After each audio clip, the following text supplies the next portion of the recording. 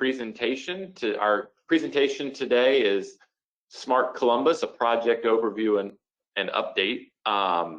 So just a quick about the presentation. As most of us know, the United States Department of Transportation, as part of its first ever Smart City Challenge, awarded Columbus a $40 million grant and $10 million from the Paul G. Allen Foundation, and gave us our designation as America's Smart City. The presentation today will discuss the mission and vision of the Smart City Initiative, as well as current projects that are being developed and deployed. Our speaker today will be Andrew Wolpert, Deputy Program Manager of Smart Columbus, the Smart Columbus program. Andy joined the Smart Columbus program in 2017 after spending 17 years in the private sector. He has served as the Deputy Program Manager since December of 2018.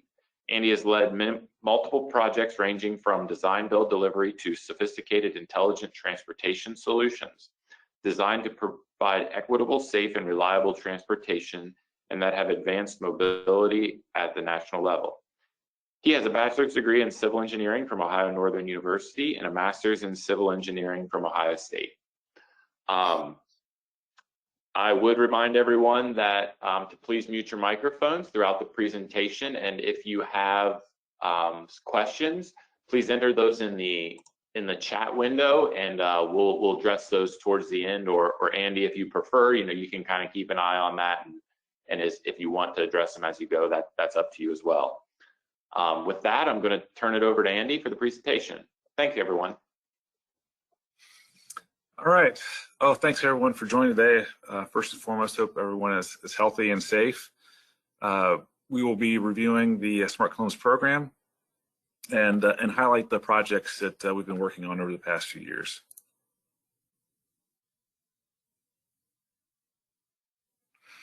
So as everyone knows, the City of Columbus won $40 million from the USDOT as part of the Smart City Challenge. There were 78 cities that applied for this, and Columbus was the big winner.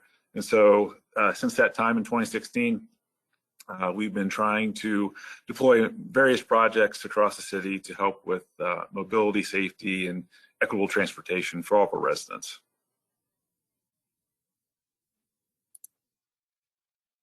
Also, as part of Smart Columbus, as was mentioned, the City of Columbus won $10 million from the Paul G. Allen Foundation.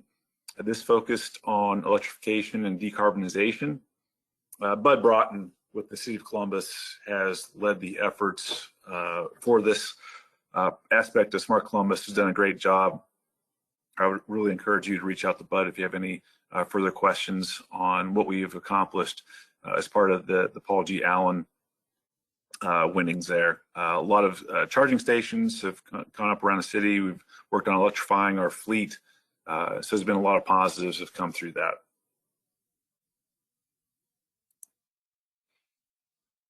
And so the mission for Smart Columbus was to deploy, implement ITS within our city and see how this can solve the challenges that our residents and any other city may face on a daily basis, and providing that safe and equitable transportation.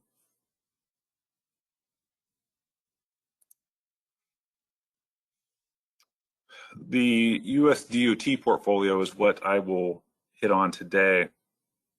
And we had really three buckets of projects. One was enabling technology. The second was the enhanced human services, which really focused on providing access to jobs, goods and services for people. And the emerging technologies, which is really the cutting edge type of technology, such as autonomous vehicles. This is all brought together by the Smart Columbus operating system, as you can see at the top. And so I will go through each of these projects in more detail.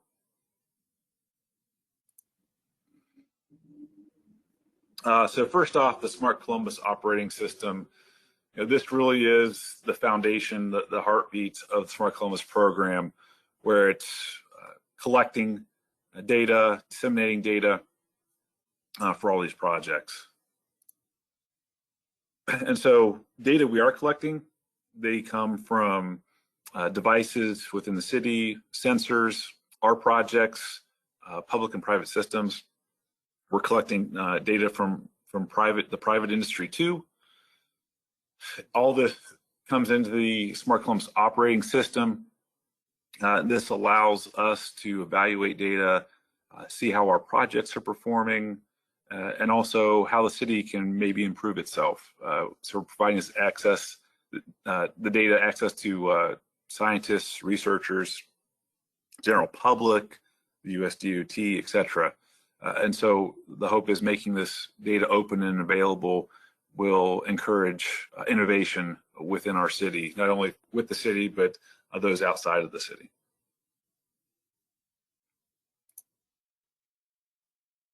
And for our projects, I'll lead off with our connected electric autonomous vehicle. Our first deployment occurred downtown here in Columbus around the Scioto Mile. It served as really as an educational purpose to the public. We wanted to get the technology out so that the public can see it in action, we can get feedback, and we can learn from this too for future deployments that would occur across the city. So we had a lot of lessons learned, and we used that experience for our next deployment that occurred in Linden. This was funded by the Columbus Partnership and Drive Ohio, and then the City of Columbus and Ohio State provided technical resources for this deployment. We issued an RFP for a total turnkey operation. The contract was for 1 year. There was a 10 months of service as part of that. We did have 2 one-year options, but those were not issued to the vendor May Mobility. We evaluated all the proposals based on past performance, approach, and price, and that allowed us to select May Mobility as our operator for this deployment.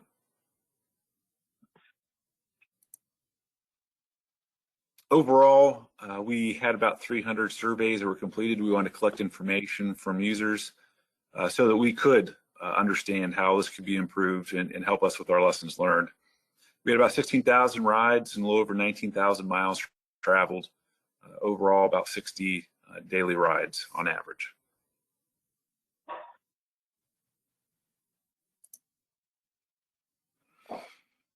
We did have several lessons learned from this deployment. Evaluating the stop locations and traffic control is always crucial as part of any type of deployment like this. And evaluating signage and stripage.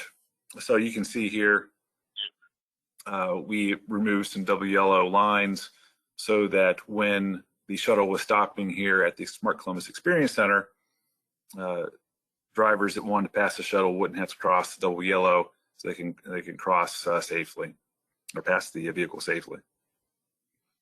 We also monitored the interactions with the general public in their vehicles, just ensuring that operations were running smoothly, providing suggestions to the operators if necessary. And overall, things went very well. Some other lessons learned was terminology used for AV was a little different than what we were anticipating or what we expected. So in our RFP, we had requested that the vendor be able to communicate with our roadside units, RSUs, that we were going to be installing along the route. And when the vendor responded with a proposal, they mentioned their RSUs would be installed and could be used with ours. Well, we didn't really dig into that any deeper, and once we got them awarded the contract, started to determine that, oh, they aren't talking about the same RSUs that we are, where RSUs were dedicated to short-range communication. Their RSUs were roadside sensor units, and essentially they were cameras that would monitor the traffic signals. And so we had to work through that issue. Once again, it was a lesson learned.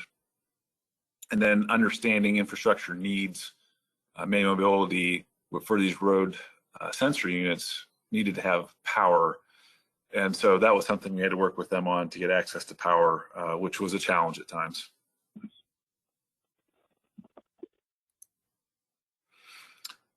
Moving on to our Linden deployment. So taking the lessons learned from the smart circuit, we applied this to the Linden project.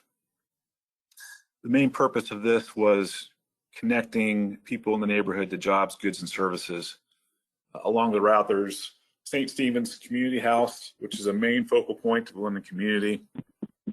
There's also the Linden Transit Center on the route, so connecting people to public transportation. Solving that was really a pivotal aspect of this project, and encouraging CODA ridership, getting access to that. CODA's ridership's been growing over the past few years substantially, so we wanted to try to contribute to that.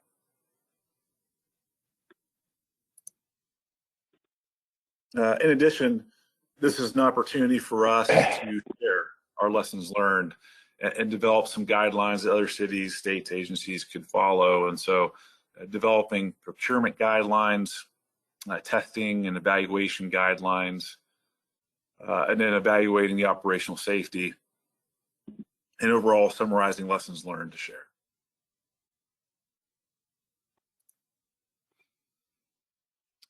When we began this, it really took a lot of stakeholder feedback to determine what the needs were for the Linden neighborhood. So we had multiple meetings with stakeholders, public and private. We took all this input and we developed an RFI.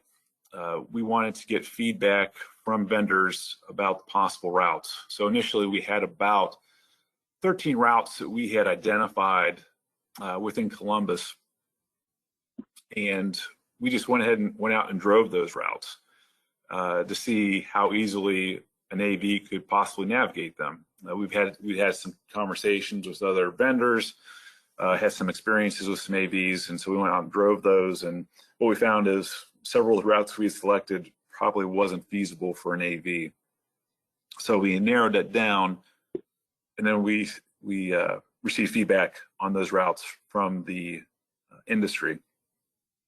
We got that feedback, and we convened, and we used that input to score the different routes based on criteria that we had developed.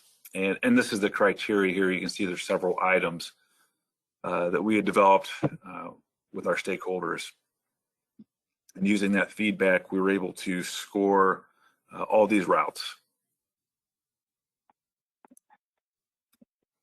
And based upon the feedback we got from the industry, we selected this route through Linden. We had 2 of our smart mobility hubs as part of this, and I'll talk about smart mobility hubs in a little bit, but in the upper right-hand corner, St. Stephen's is a mobility hub, and then the bottom left-hand corner is the Linden Transit Center. This route, once again, will provide access to services for those who would choose to travel, connecting people to public transit, solving those first mile, last mile gaps.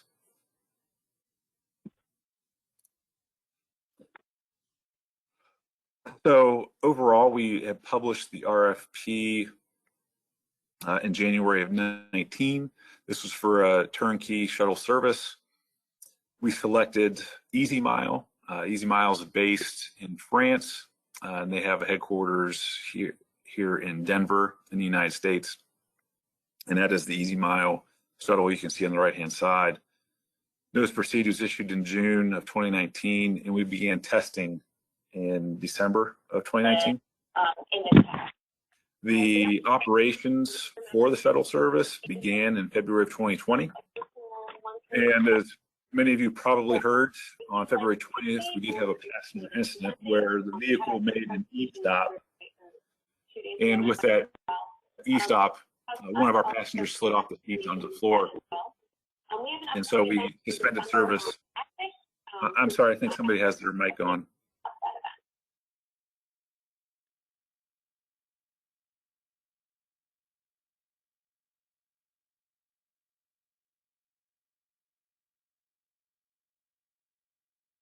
All right, I think we're good. So I was mentioning, we did have that passenger incident on February 20th. We convened our safety review board. This included experts from Drive Ohio, Ohio State University, and CODA, who reviewed the information. At the same time, NHTSA was performing their investigation. And from both of our investigations, we both had the same conclusions and same mitigation measures that were recommended. However, during this review period, obviously a pandemic hit us with COVID. And so we just had passenger service suspended anyways. Once we did come up with those recommendations, passenger service was still being halted because of COVID, and that has continued. And so we have not implemented all of those mitigation measures. And so in the meantime, we were brainstorming how this asset could provide a benefit to the community while we couldn't have passenger service. And so the team developed a plan, a new use case, working with St. Stephen's to deliver food into the community, into the Rosewind community, which is one of the largest public housing developments here in Columbus. And so you can see there on the right picture of one of the EasyMile workers delivering food boxes to the neighborhood.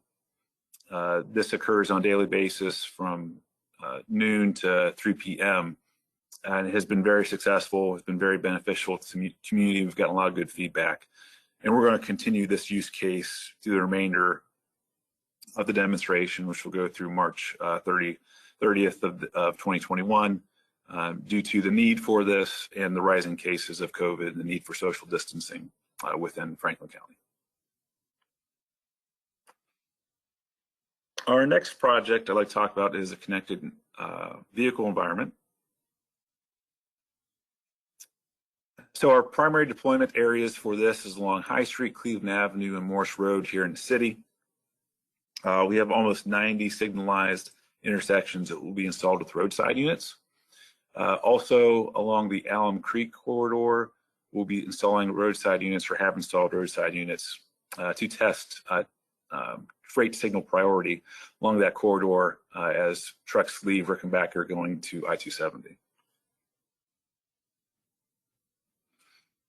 Then we are installing onboard units on several vehicles as part of this project too.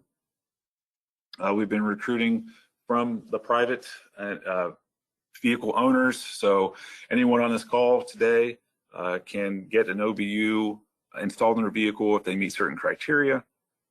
We're looking for folks who travel that corridor on a regular basis. We're trying to get 300 to 400 volunteers, and there are incentives involved with that. We're up over 200. I think we're getting close to 300 right now, and can plan to continue installations for another few weeks. We also have city, county fleet vehicles that have OBUs installed, the CODA buses and CODA supervisor vehicles, and fire and police in those areas along Cleveland Avenue, High Street, and Morse Road. We've installed OBUs.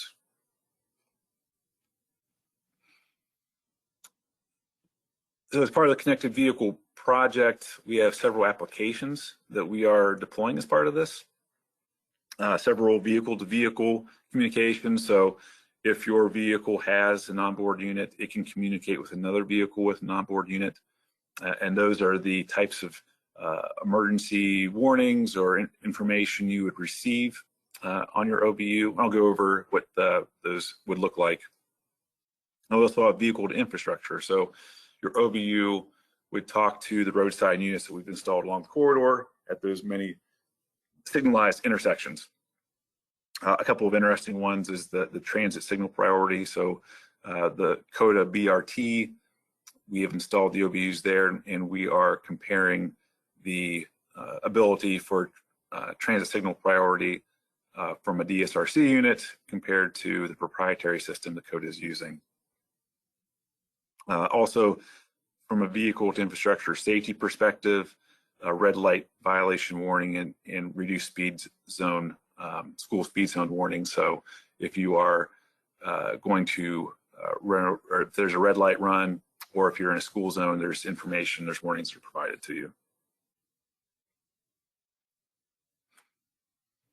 And there's a lot that makes up the connected vehicle system, many components. So you can see the picture of what a roadside unit will look like. You can see those along the corridor now, and your onboard units and the heads-up display that is being used as part of this program. Of course, traffic signal controller to communicate, and then areas such as the school zones, the traffic management center, and then the CV applications themselves. Here's a picture of the heads-up display that is installed as part of this program. So you can see there, you get the message as you're driving. And these are some examples of what the graphics would look like. The output. We're not the final design. We'll have to get a slide that shows those. But these are the types of warnings that you would receive if you have an onboard unit on your vehicle.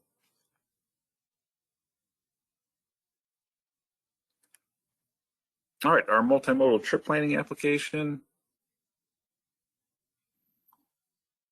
So with this, getting feedback from experts in industry and the public, knowing that the transportation is really becoming on demand and multimodal, and we're trying to shift away from personally owned vehicles.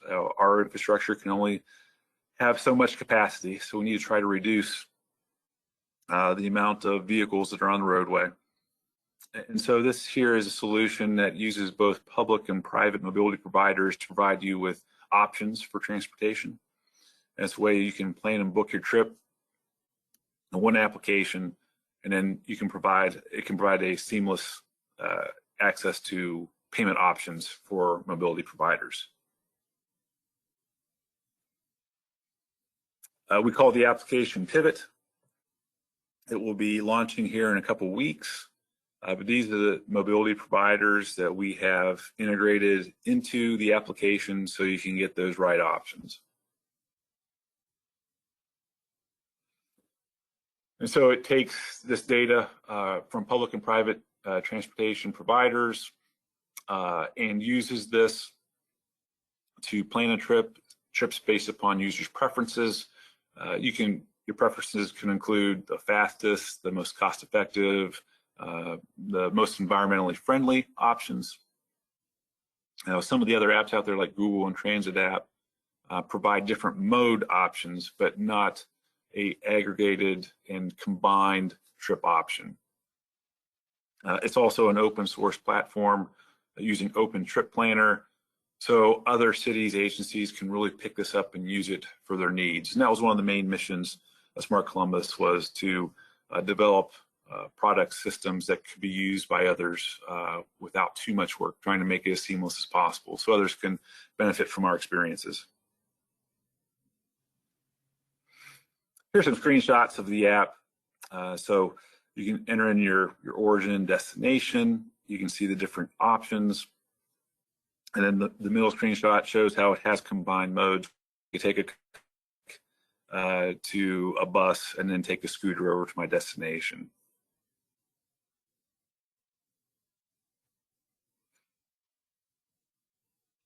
So as I mentioned, Pivot is taking data from all these mobility providers, also taking data from other sources to help with this trip optimization.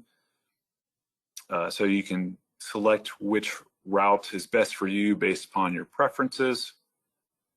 And it takes all this information, takes your trip that is executed along with other information from outside sources, from the city and other agencies, and uses this through machine learning and trip history to optimize future trips.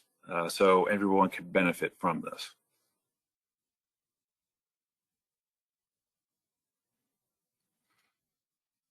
All right, then our smart mobility hubs. This is really the physical embodiment of the multimodal trip planner, where hubs is going to bring modes of transportation together to one spot to provide access. And so with our current system, with transportation here in Central Ohio, we have our fixed bus route system. CODA had their transit system redesigned a few years ago. CODA's done a really good job with their park and ride facilities and the CMAX BRT. CODA a few years ago also has public Wi-Fi on their buses, which is a big benefit. And then we have mobility providers that really deploy independently. And so we're trying to help with that coordination and communication. So those gaps, when you're trying to plan a trip, they're not optimized for ride sharing or including micro transit. Transportation is in silos, so public and private transportation really hasn't been working together. Some people don't have access to smartphones to help plan trips and get information, and sometimes there's limited safety features at facilities. And so this project, we focused on the Linden neighborhood and the Cleveland Avenue corridor, trying to support access to public transit, particularly the CMAX, bus rapid transit, getting that first mile, last mile gap resolved, and connecting people to jobs, goods, and services. Also, we have a mobility hub at the Easton area. There are many people from the Linden area who work, shop at the Easton Transit, Easton area. So providing access to Easton Transit Center was critical too. We have many partners as part of the mobility hub development. The property stakeholders were CODA, their locations as seen in the last screen, were at the Linden Transit Center, Northern Lights, and the Easton Transit Center. St. Stephen's Community House is one of those smart mobility hubs. The Columbus Metropolitan Library, the Linden Branch, and then Columbus State Community College. Each of these hubs have a kiosk.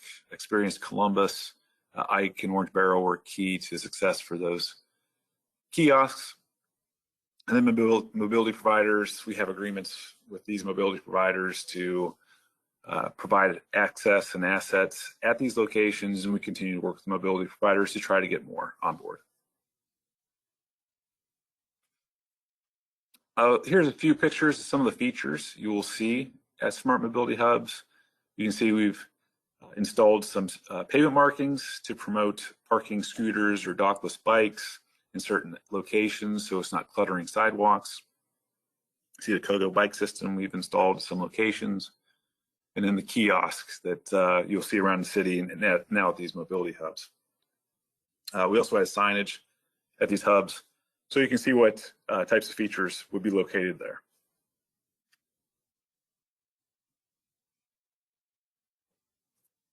All right, moving on, our mobility assistance for folks with cognitive disabilities was one of our first projects that we had launched. And we really worked with CODA and Ohio State University to develop the plan and implement this project. This project's meant to improve mobility independence for those with cognitive disabilities so they can use the fixed bus route system and not have to rely on paratransit services or other private paratransit services. And so this is able to increase that wayfinding independence and decrease the need for caregiver support as part of this project. So here's a couple of screenshots of the Wayfinder app. This is the application that we selected for this project. It was developed by AbleLink Technologies. They're based out of Colorado Springs. It's a customized app where the user and the caregiver can work together to really customize this so that it best benefits the user. So there's several settings you can change. You can use text. You can speak into it so your voice can be heard by the user to give instructions, and you can take pictures of wayfinding locations so that the user knows they're on track. And here is the right screenshots and example of what that could look like so that the user feels comfortable with the directions. Another benefit to this is that the caregiver is able to track the user in real time. There's a web portal that the caregiver can access so they can see if the user has gone off route. And there's the ability for the user to contact the caregiver if they feel like they're in an uncomfortable situation. There's a button you can push and you would contact the caregiver.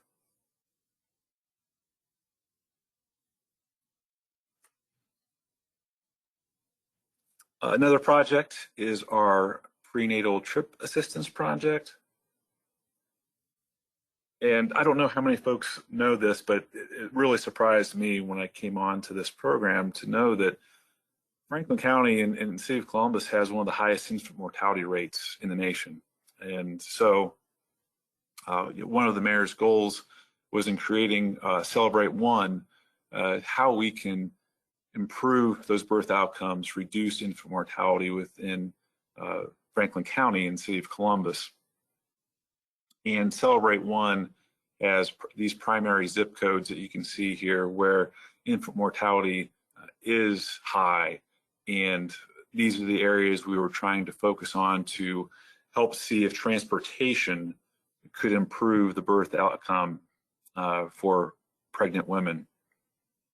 And so with this, we wanted to facilitate and provide easy access to schedule non-emergency medical transportation trips through advanced technologies, improving the existing system, and try to increase the customer satisfaction by providing more on-demand and optimized transportation. We wanted to increase prenatal trips in Franklin County. We wanted to ensure that women were getting to the doctor and getting the medication, the help that they need during the pregnancy. We wanted to decrease the number of preterm births. This is defined as any birth less than 37 weeks gestation. And then examine the rates of infant mortality. Unfortunately, our study size, our group wasn't large enough as a sample size to make any definitive evaluations about infant mortality, but that is something that we do want to measure.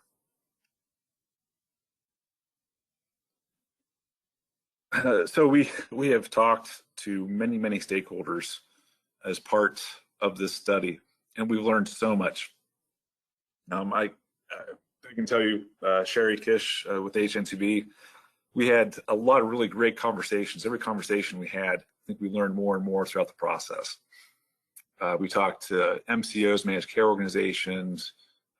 We talked to transportation providers, Higher Department of Medicaid, pregnant women, doctors' offices, just many people to better understand what those challenges are. And what we learned, communication is a huge challenge. So with the existing process, essentially, a woman would have to schedule a ride 48 hours in advance. And then essentially, if there was a change to that, if she needed to change her ride for some reason, she had to go through the process of communicating with a transportation vendor, would then communicate with a transportation broker, the provider that they are working with. And what we found was there was a failure of communication. There was a break in the communication channel. The arrival time of the rides was also a challenge. We talked to a few women who had to wait almost 2 hours after a doctor appointment for a ride home. Car seats for kids is always a challenge too. If you have kids you need to take to doctor's appointment because a lack of daycare. And then we just heard stories where women got frustrated and decided it's not worth it anymore. And so they were just not going to go to the doctor because it was so much of a challenge.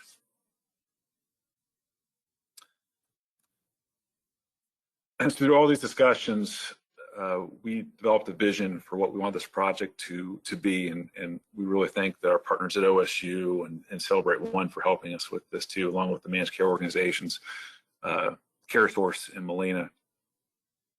So with this, we wanted a woman to be able to set that doctor appointment and then schedule her trip to that doctor via a call center or smartphone app or a website. We wanted to have a call center still because some women just felt more comfortable picking up the phone and talking to someone. in case somebody maybe didn't have access to a smartphone or a computer. Services would be on demand, and the woman would receive multiple notifications through her preferred method. So you'd receive text or emails saying that your ride is scheduled, your ride will be the next day, your ride will be there in the next hour, and then when they're leaving and when they've arrived. Those are examples of the type of communication you would receive, showing that real-time information. And then being able to have the reliability of after the appointment, scheduling that on-demand trip so you can get back from the doctor's office. And then we want to ensure that the woman and the driver for the transportation provider had the ability to provide feedback, so getting feedback from them and how the system was working was really critical as part of the evaluation. So with this, our partners, the managed care organizations, we contracted with CareSource and Molina. They then contracted with the technology vendor and transportation broker, which was Kaizen Health. They're based out of Chicago, Illinois, and they used local mobility providers for their transportation services, including Lyft, for an example. And then throughout this, Ohio State's really at the heart of this, collecting data, sharing data, and then they'll be doing their evaluation here starting this winter. Eligibility-wise, you had to be 18 years of older and less than 32 weeks gestation to be part of the study and enrolled in either CareSource or Molina. And living in Franklin County at the time of enrollment, and you were ambulatory, meaning you were not confined to a wheelchair. If a participant was confined to a wheelchair, they were to contact their MCO to provide transportation for them, because there's many other rules and regulations that are involved if you have to transport somebody in a wheelchair. No one was planning to move out of Franklin County prior to delivery. Then able to speak and understand English. In our talkings with Ohio State, it really is a whole entire separate study for those that English is a second language. And so as part of this, you needed to understand English to participate in the study.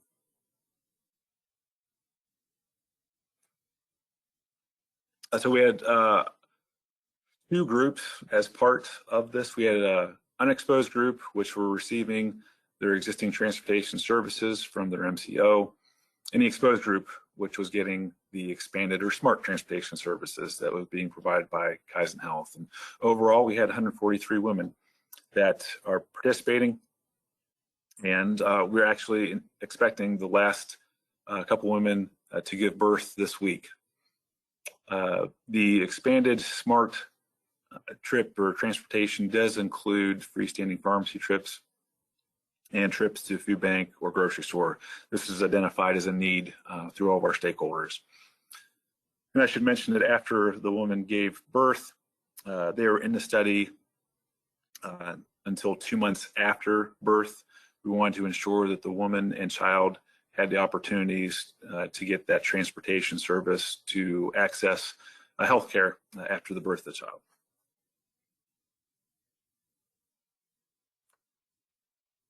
All right, and then the last project I will discuss is our event parking management project. This is focused on the downtown and Short North area.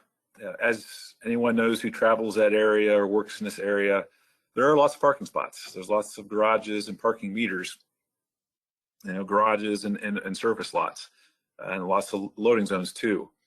But sometimes it's hard to access all that parking. And there's lots of events here in Columbus. Unfortunately, 2020 hasn't allowed us to have all these events, but on any normal year, we would have all these events where parking would be at a premium. And so once again, there's a lot of stakeholder involvement at the beginning of this to understand what the real needs were from a parking situation. And so talking with those stakeholders, we found out what those issues were, and trying to bring a single source that can bring all these parking options together and allow you to pay for these parking services. And so that's where Park Columbus mobile app has come in to play. That's developed by Park Mobile. It is your one-stop shop for parking. You can use the app today. There's several enhancements that have been made as part of Smart Columbus.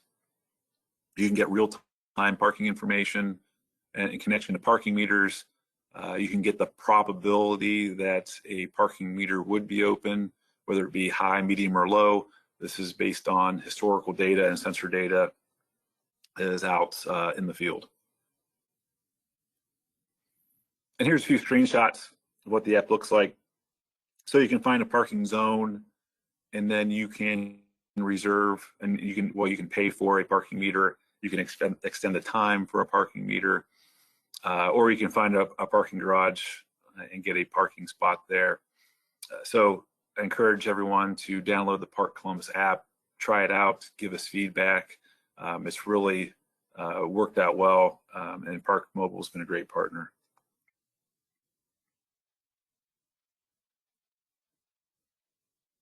All right, with that, we have about 10 minutes or so for any questions. I'd be more than happy to take any questions at this time. We do a project called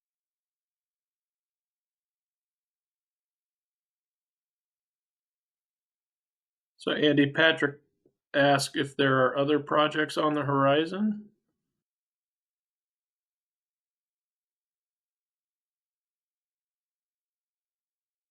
Other stakeholders that we'll be looking to be the champion for these projects moving forward. As far as Smart Columbus goes, we're looking to continue the electrification part of this with getting EV charging out. We want to continue our connected vehicle environment and continue pivot to grow that in the future. And the operating system, we're looking at other use cases for the operating system to help us with our transportation management center here at the City of Columbus. So really looking to grow and expand that as we move forward.